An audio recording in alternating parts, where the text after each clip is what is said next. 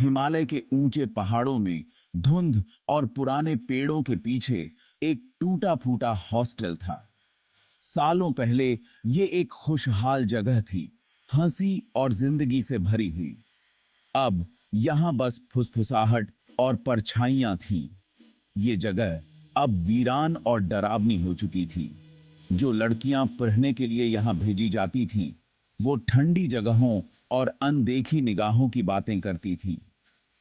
वो कहानियां सुनाती थीं कि कैसे रात के अंधेरे में अजीब आवाजें सुनाई देती थीं।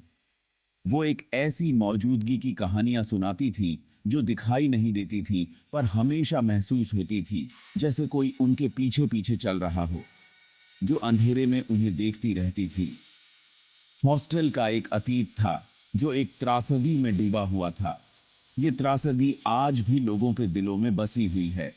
स्थानीय लोग एक जवान औरत की बात करते थे, जिसका दिल टूटा था और उसे धोखा मिला था, जिसने इन्हीं दीवारों के भीतर अपनी जान दे दी थी।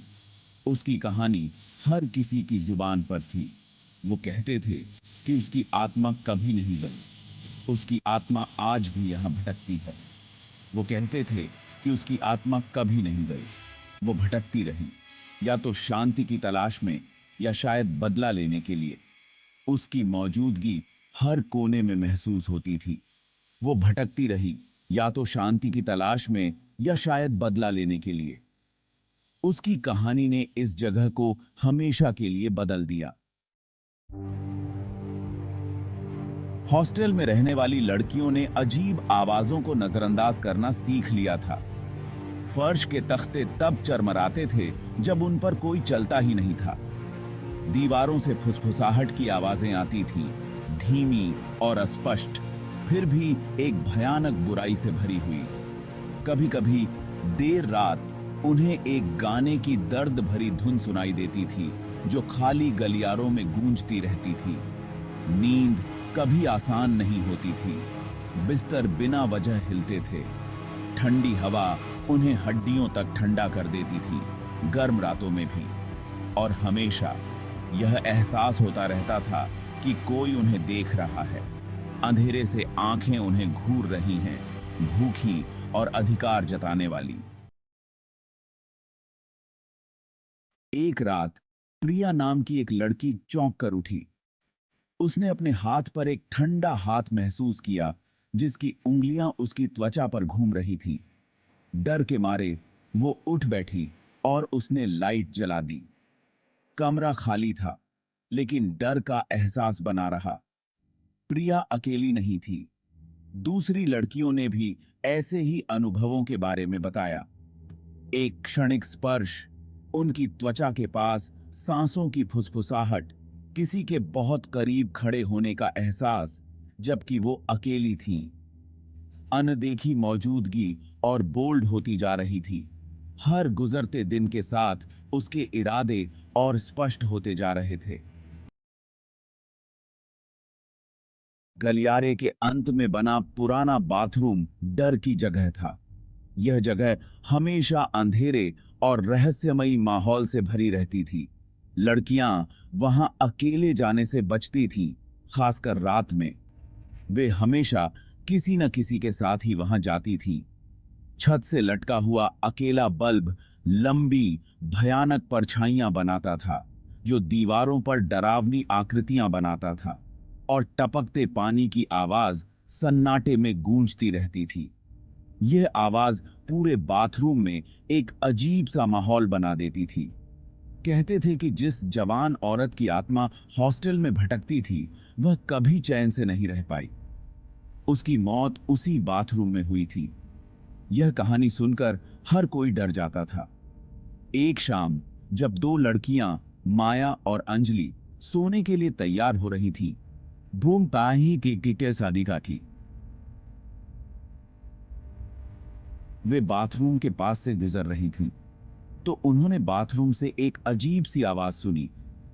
यह आवाज बहुत ही डरावनी और रहस्यमयी थी। यह एक धीमी, मधुर हंसी थी, जो किसी भूत की तरह लग रही थी। लेकिन इससे उनकी रीरज की हड्डी में सिहरन दौड़ गई। वे बहुत डर गईं।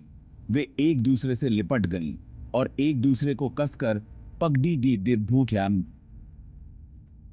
देख लिया। उनके दिल डर से भर गए क्योंकि हंसी जारी रही और यह हंसी और भी डरावनी होती जा रही थी। खाली दालान में गूंजती रही। यह हंसी पूरे हॉस्टल में गूंज रही थी और हर कोई डर के मारे कांप रहा था। हंसी पूरे थे ही। लड़कियों के कमरे साधारण थे, बस एक बिस्तर, एक मेज और एक छोटी अलमारी के साथ। एक दिन माया ने अपनी अलमारी के बारे में कुछ अजीब देखा।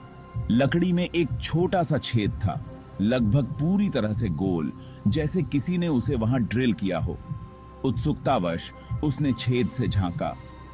अपनी डरावनी हालत में उसने महसूस किया कि छेद अगले कमरे का एक स्पष्ट दृश्य प्रस्तुत करता है, जहां अंजलि सो रही थी। उसके भीतर दहशत फैल गई। यह छेद किसने बनाया था और क्यों? जैसे ही उसे समझ में आया, उसके ऊपर मिचली की एक लहर दौड़ गई।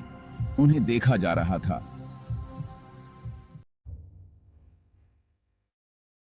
अंजलि के पास एक खूबसूरत रेशमी ड्रेस थी जो उसकी दादी माँ का दिया हुआ तोहफा था। यह ड्रेस उसके लिए बहुत खास थी क्योंकि इसमें उसकी दादी माँ की यादें बसी हुई थीं। उसने इसे ध्यान से अपने ट्रंक में मोड़ कर रखा था। इसे किसी खास मौके के लिए सहेज कर रखा था। वह अक्सर इसे देखती और मुस्कुराती थी, सोचती थी कि इसे कब पहनेगी। एक दिन उसने ट्रंक खोला तो देखा कि ड्रेस गायब है। उसकी आंखें फटी की फटी रह गईं। उसने हर जगह खोजा, लेकिन वह कहीं नहीं मिली। उसने अपने कमरे का कोना कोना छान मारा। कई दिनों बाद अंजलि आधी रात को एक अजीब सी आवाज से उठी। उसकी नींद अचानक टूट गई। उसकी गायब ड्रेस उसके कमरे के एक कोने में एक कुर्सी पर लिपटी हुई थी। यह देखकर वह हैरान रह गई। और बागी वैसे वो थोड़ा असल साहब भी अब्बासी गिधा बाप थोड़ा हिल गई, जैसे किसी ने अभी अभी उसे उतारा हो। यह दृश्य बहुत ही अजीब और डरावना था। दहशत ने उसका गला घोंट दिया और वह केवल ड्रेस को घूर सकती थी। उसका दिमाग इस घटना के मायने समझने की कोशिश कर रहा था। वह समझ नहीं पा रही थी कि यह सब कैसे हुआ। बहते पानी की आवाज पुराने हॉस्टल में एक आम बात थी। टपकते पाइप और खराब प्लंबिंग वहां के जीवन का हिस्सा थे। हालांकि एक रात आवाज ने एक भयावह रूप ले लिया। यह प्रिया के कमरे के बगल वाले बाथरूम से आ रहा था और यह बंद नहीं हो रहा था। प्रिया ने इसे नजरअंदाज करने की कोशिश की, लेकिन लगातार आने वाली आवाज उसे पागल कर रही थी। अंत में वह इसे और सहन नहीं कर सकी। वह बिस्तर से उठी और बाथरूम का दरवाजा खटखटाया। कोई जवाब नहीं था, लेकिन पानी लगातार बहता रहा। हिम्मत जुटाकर प्रिया ने दरवाजा धकेला।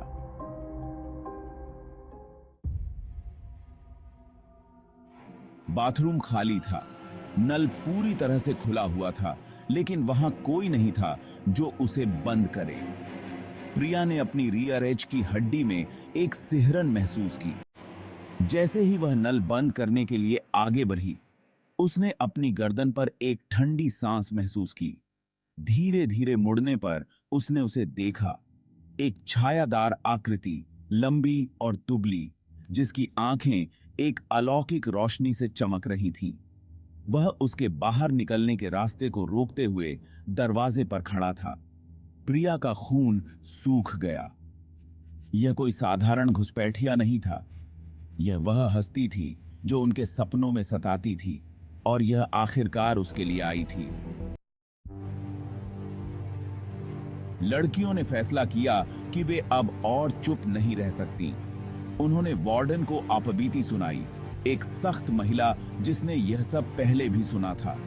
उनके आश्चर्य के लिए उसने उन पर विश्वास किया। उसने खुद भी ऐसी चीजें देखी और सुनी थीं जिनकी व्याख्या वह नहीं कर सकती थी। साथ में उन्होंने जवाब खोजे। उन्होंने हॉस्टल के इतिहास में प्रवेश किया, उस जवान औरत की दुखद कहानी का पता लगाया जिसकी वहां मृत्यु हो गई थी। उन्होंने उसका नाम, उसकी कहानी और उसके निराश होने का कारण जाना। लेकिन उसके दर्द को समझने से उसकी बेचैन आत्मा को शांत करने में बहुत कम मदद मिली। अजीब घटनाएं होती रहीं। अपने सर्वोत्तम प्रयासों के बावजूद लड़कियां हॉस्टल को उसके अनदेखे निवासी से मुक्त नहीं करा सकीं। कुछ लड़कियां चली गईं, दूसरे कॉलेजों में स्थानांतरित हो गईं, लगातार डर को सहन करने में असमर्थ। अन्य रहीं, दोस्ती या परिस्थिति से बंधी हुईं, या शायद अज्ञात के प्रति एक भयानक आकर्षण से। पहाड़ी पर बने प्रेतवाधित हॉस्टल का रहस्य अनसुलझा ही रहा। दिल टूटी महिला का भूत उसके हॉल में घूमता रहा, उसकी दीवारों के भीतर हुई त्रासदी की निरंतर याद दिलाता रहा, और वहां रहने वाली लड़कियों ने डर के साथ जीना सीख लिया। उनका जीवन हमेशा के लिए अनदेखी की उपस्थिति से प्रभावित रहा।